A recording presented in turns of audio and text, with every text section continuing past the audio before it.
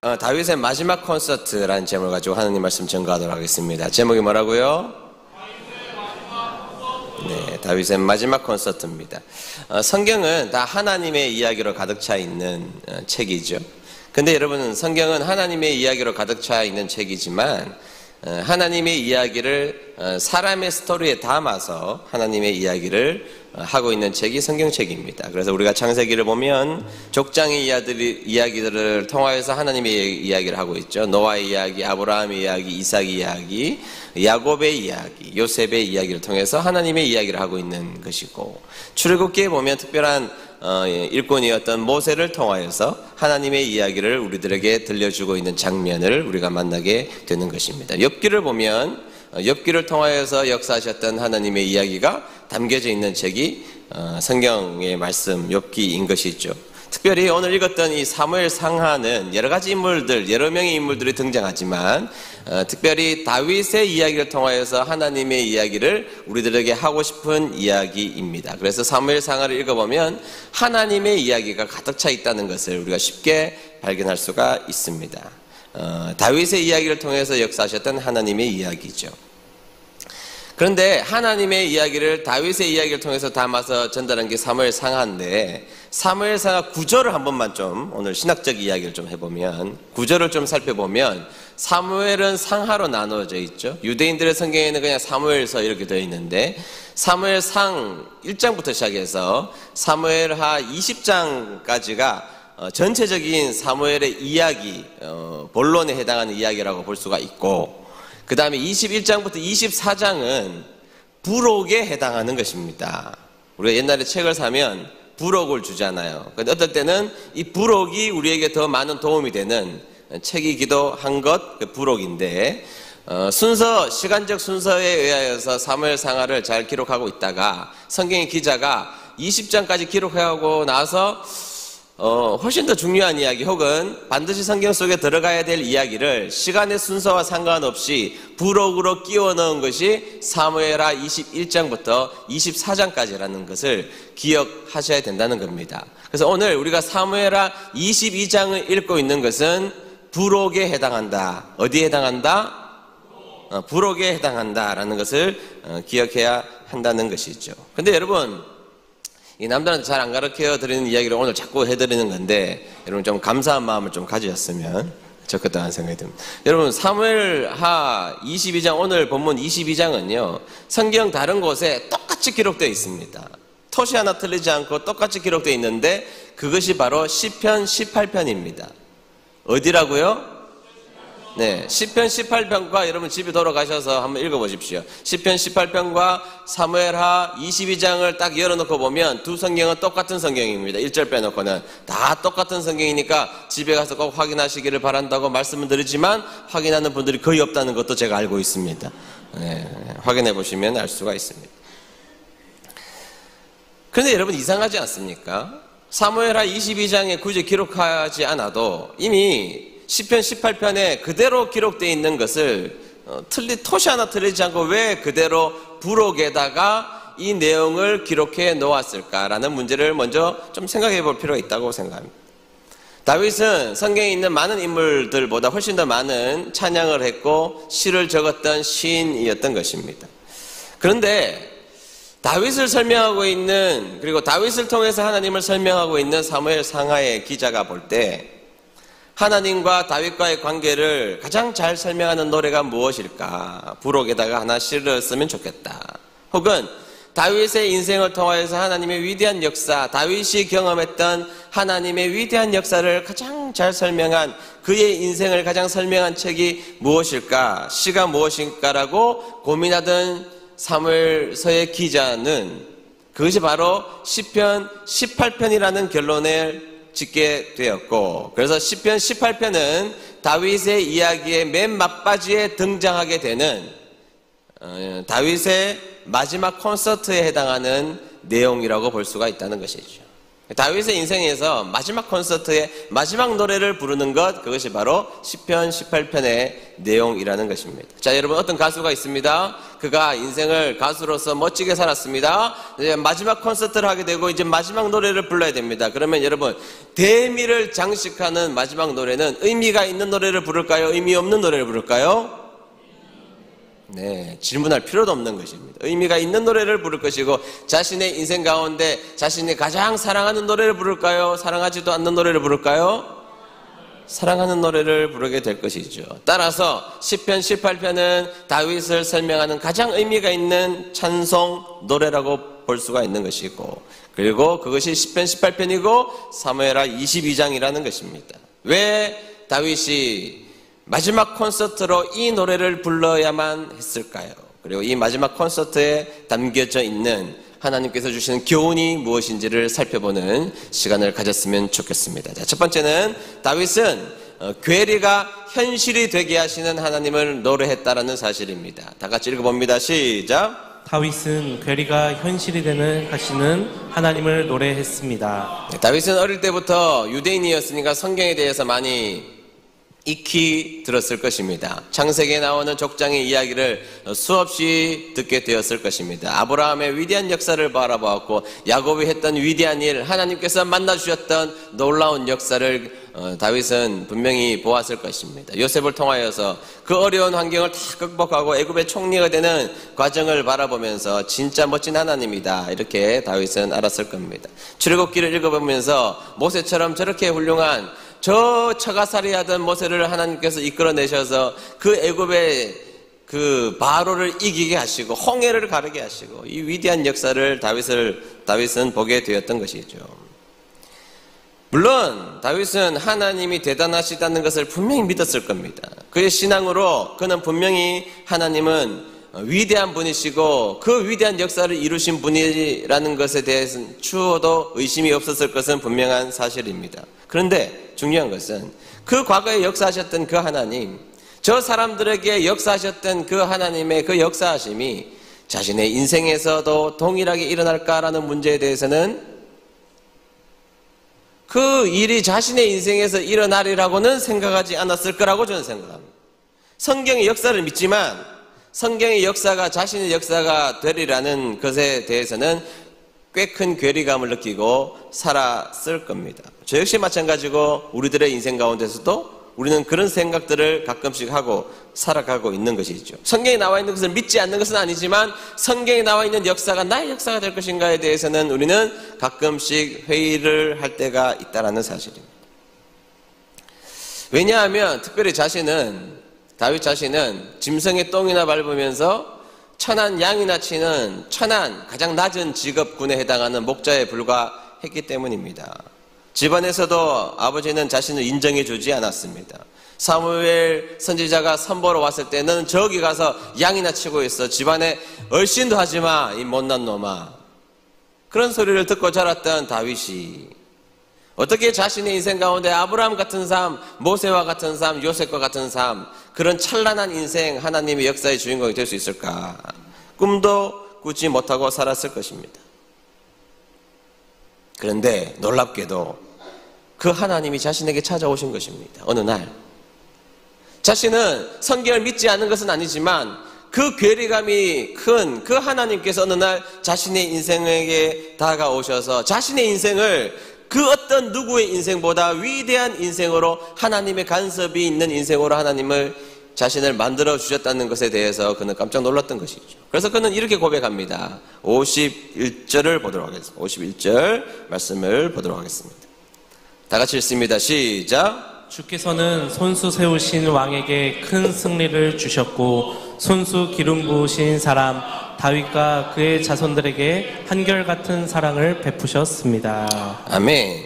하나님이 다윗에게 나타나셔서 이 괴리가 있는 상황을 현실로 바꾸시는 하나님을 만나게 되었던 것입니다. 도대체 성경에 등장하고 있는 그 하나님이 내 인생에 나타나실까? 아니요, 나타나셨습니다. 그리고 자신의 인생을 위대하게 만들어 주셨던 그 하나님을 만나게 되었고 그 하나님을 찬양하게 되었던 것입니다.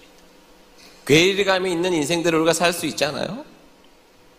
제가 어릴 때 7살 미취학 아동일 때 하늘을 보면 비행기가 날아다녀요. 비행기가 날아다니는데 그때 제 기분에 어린 나이에 비행기가 있는 것은 분명한 사실이지만 저 비행기를 내가 평생 한 번이라도 탈 수 있을까? 탈 수 없다고 생각했습니다. 7살 때는. 버스가 없는 것은 아니고 택시가 주위에 없는 것은 아니지만 타볼 수는 있겠지만 자가용을 가진다는 것은 제가 7살 때 감히 상상해 보지도 못했습니다. 왜냐하면 제 주위에 자가용을 가지고 있는 사람을 단 한 명도 만나보지 못했기 때문입니다. 그래서 자가용을 가진다, 비행기를 타본다, 이것에 대해서는 상상할 수 없는 괴리였는데 여러분 요즘 어떻습니까? 저는 비행기를 타봤을까요? 타보지 않았을까요? 지난주에도 타고 왔습니다. 제가 자가용이 있을까요? 없을까요? 있습니다. 괴리가 현실이 되는 그런 일들을 경험하게 되는 것이죠. 7살 나이로 돌아가 보면 지금 있는 이 일은 제가 깜짝 놀랄 일이에요. 깜짝 놀랄 일이에요. 상상도 할 수 없는 일입니다. 지금이야 당연한 이야기지만. 목회 이야기를 좀 하자면 저에게는 왜 꿈이 없었겠습니까? 더불어 어릴 때 열심히 목회 준비하고 열심히 살았던 것 같아요. 그런데 이상하게 결정적일 때 지독하게 안 풀리는 저의 인생을 막닥뜨리면서 야, 내 목회 인생 힘들겠구나. 저 그렇게 생각했습니다. 목회가 제대로 되지 않겠구나. 대부분의 목사님들이 걷고 있는 그 고단한 길도 역시 내가 걸어가야 될 길이라는 생각을 여전히 하게 되었습니다. 더군다나 목회를 시작하고 예상치 못했던 어려움이 저희 인생에도 교회 공동체에도 생겼습니다. 그때는 목회를 끝까지 할 수 있을까에 대한 의심이 제 마음속에 들었습니다. 목회를 제대로 할 수 있을까로부터 시작해서 목회를 끝까지 제대로 하기는 할까? 그런 생각을 들었습니다. 그리고 우리끼리 이야기지만 우리가 사는 곳은 변방이잖아요. 서울도 아니고 강남은 더더군다나 아니고 수도권 아니고 광역시도 아니고 얼마 전에 어떤 목사님이 저한테 목사님 목회하시는 곳이 김해라고 그러셨나요? 아니 김제인가? 뭐 속으로 나를 놀리나. 그런데 사실 생각해보면 그렇단 말이죠. 우리 김천에 뭐 여기 처음 이사 오신 분들 가운데 김천이 있는 줄도 몰랐다 그러니까 무식이 충만한 것이지만 그렇잖아요.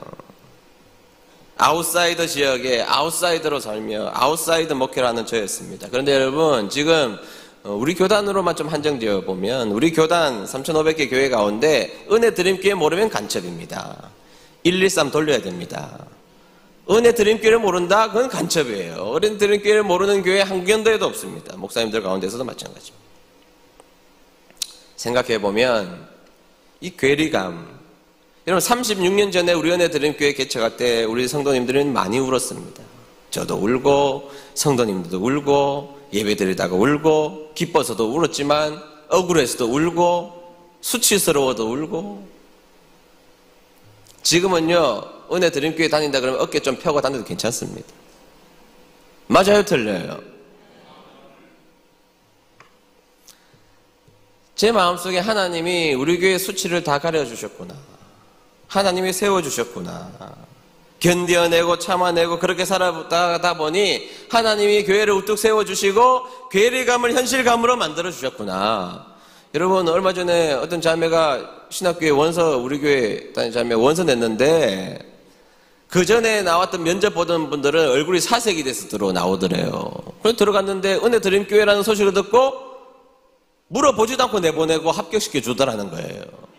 그게 우리 교회입니다. 지금 우리 교회. 뭐 기분 나쁘면 할 수 없고. 제가 지금 이 설교를 준비하면서 제가 2012년도에 설교했던 게 어떻게 기억나겠습니까? 갑자기 기억이 났어요. 설교 준비하는데.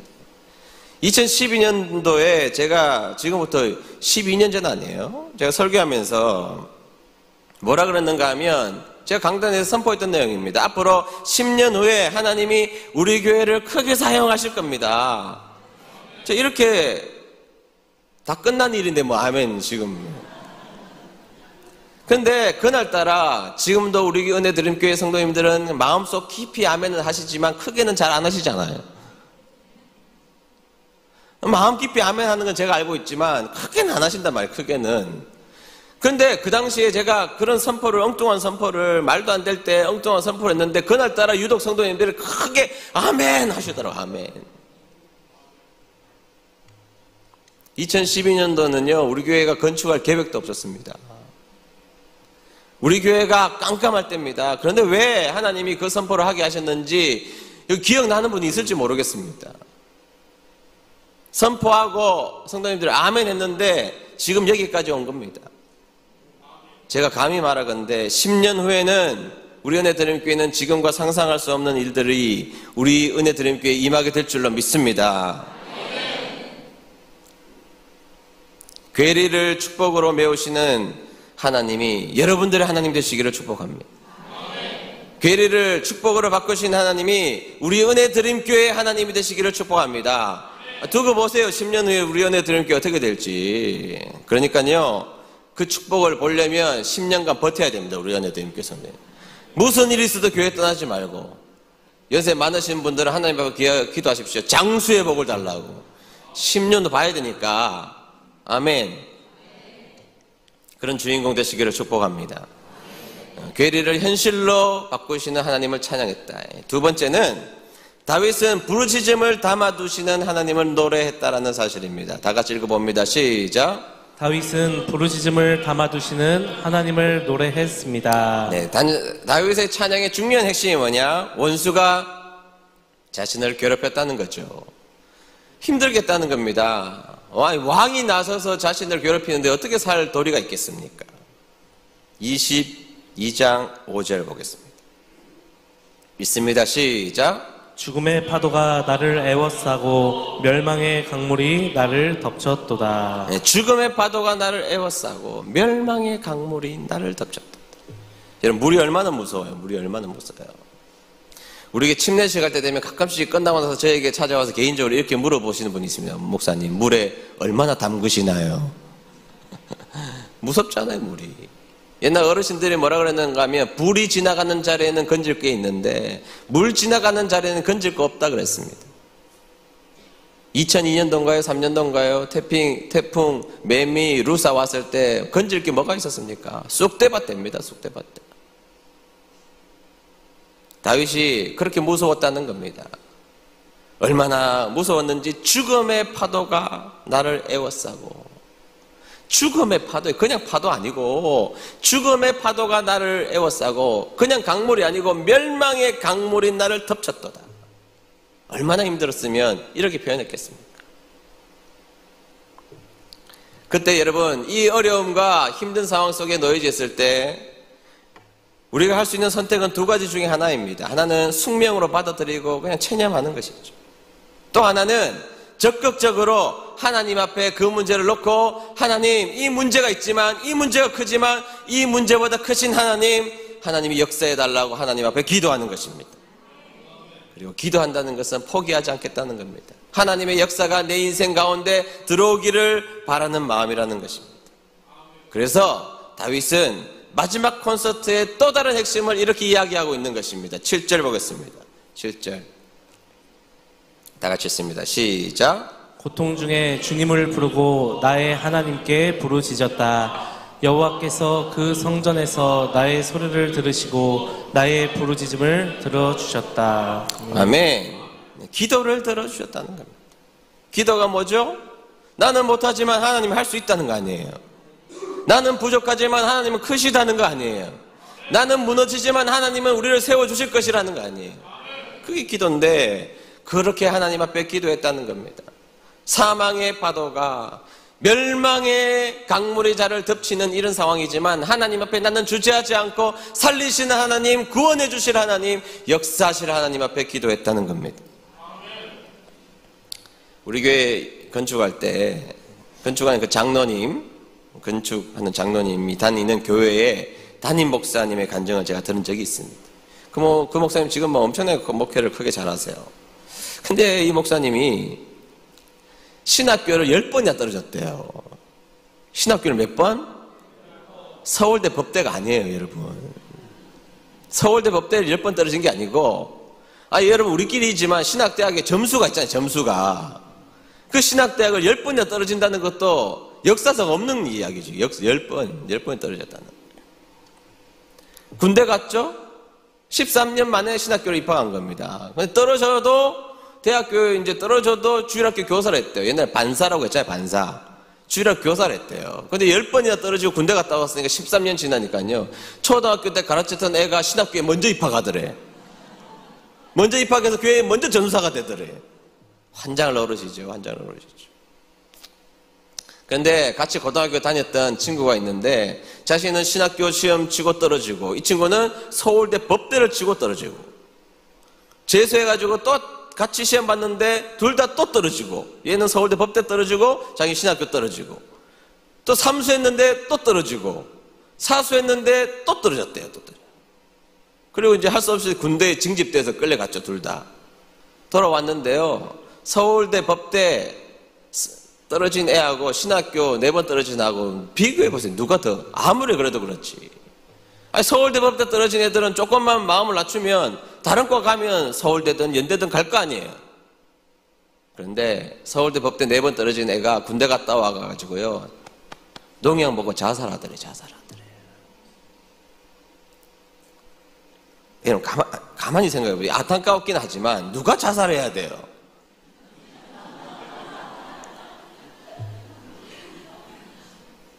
그런데 이 목사님은 또 시험 본 거예요. 5번 또 떨어지고 6번 또 떨어지고 7번 또 떨어지고 10번째 붙은 거예요. 여러분 두 사람의 차이는 딱 한 가지입니다. 이 목사님은 비록 실패를 10번이나 했지만 인생을 숙명론적으로 체념으로 자신의 인생을 바라보지 않았다는 것이죠. 그리고 하나님 앞에 기도하는 삶으로 매 순간 어려움과 이 역경 속에 얼마나 창피했겠어요. 그러나 기도하는 삶으로 자신의 운명을 바꾸어 보겠다고 10번 시험 보고 당당히 붙었습니다. 여러분 제가 하나님이라도 이런 목사님 복 줘야 돼요. 3-4번 떨어지면 하나님의 뜻이 아닌가 보다 포기할 텐데 10번이나 시험 보는 목사님 함께 해주시지 않겠습니까? 여러분 우리가 9번 실패할지라도 10번 도전하는 여러분 되시길 축복합니다. 주님 앞에 기도하면서 그렇게 도전하는 여러분 되시길 축복합니다. 다윗은요 그랬다는 겁니다. 자신의 운명이 여러분 13년 이 목사님 걸렸는데 다윗도 13년 정도 걸렸습니다. 절망의 구름 속에 갇혀져서 살아가는 그의 인생 가운데 그는 그 절망 속에서 하나님 앞에 기도했고 그 기도를 담아주시는 하나님이 13년 담아두시다가 역사하시는 하나님을 만나게 되었다라는 것입니다. 그래서 다윗은요 당당하게 우리들에게 외치는 겁니다. 실패해도 기도하면 성공할 수 있다는 겁니다. 그게 그의 라스트 콘서트 마지막 콘서트에서 우리들에게 들려주고 싶은 이야기라는 겁니다. 아무리 어렵고 아무리 낙심될 일이 찾아올지라도 하나님 앞에 기도하는 일을 멈추지 말자는 겁니다. 그러면 담아두셨다가 역사하신 하나님. 자신은 짐승의 똥이나 밟는 양치기였습니다. 집에서 인정받지 못했고 극심한 죄인이었고 그러나 하나님이 나를 지켜주시고 하나님 앞에 기도했을 때에 기도를 모아두셨던 그 하나님이 내 운명을 바꿔주셨다. 언제? 내가 하나님 앞에 기도하고 하나님 앞에 찾을 때. 그래서 마지막 그의 콘서트의 노래는 기도하면 내 운명을 바꾸시는 하나님을 만날 수 있다는 겁니다. 기도하면 내 운명을 바꾸시는 하나님을 만날 수 있다. 여러분 앞에 서 있는 저도 기도가 제 운명을 바꾼 사람입니다. 여러분 인생의 그림자가 끼어 있을 때 기도의 자리로 나오는 여러분 되시기를 축복합니다. 새벽 기도도 나오시고 저녁에도 낮에도 교회에 오셔서 기도하시고 기도하면 산다. 기도하면 역사하신다. 기도하면 운명 바꾸신다. 언제 아멘 하실까요? 기도하면 간증된다. 아멘.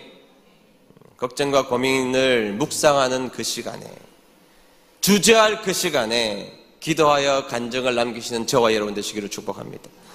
마지막 3번째 다윗은 자신의 성전 사랑 속에 길을 내시는 하나님을 노래했습니다.